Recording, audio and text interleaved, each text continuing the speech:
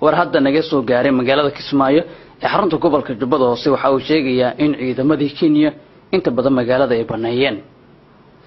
ciidamada Ethiopia ayaa la wareegay garoonka diyaaradaha ee magaalada Kismaayo iyo xarunta jaamacadda ee magaalada Kismaayo waana labadii saldhig ee ugu weynaa oo ciidamada Kenya ka deganayeen gobolka Jubbada Hoose iyo magaalada Kismaayo. wararka la helay waxay sheegayaan in ciidamada Kenya sidoo kale ay baneeyeen xarumo ay ku lahaayeen gudaha magaalada Kismaayo oo u dhow xarunta madaxtooyada ee magaalada.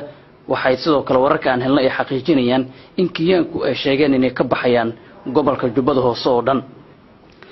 arrintan waxaa soo baxaya warar sheegaya in ay ku lug leedahay xiriirka aan wanaagsaneyn oo u dhaxeeya Soomaaliya iyo Kenya iyo sidoo kale cadaadis dawladda Soomaaliya ay ku saartay howlgalka midowga Afrika AMISOM in ciidamada Kenya ay baneeyaan gobolka Jubbada Hoose gaar ahaan Kismaayo amnigeedana loo gacan geliyo ciidamada Ethiopia. waxaa laga yaabaa in xiriir la leedahay arrimaha doorashooyinka ee Jubbaland si dad badan ay qabaan. waxay warar ay ku soo kordhay xaaladan taagan waxaan idinku soo gudbin doonaa wararkeena kale ee soo socda.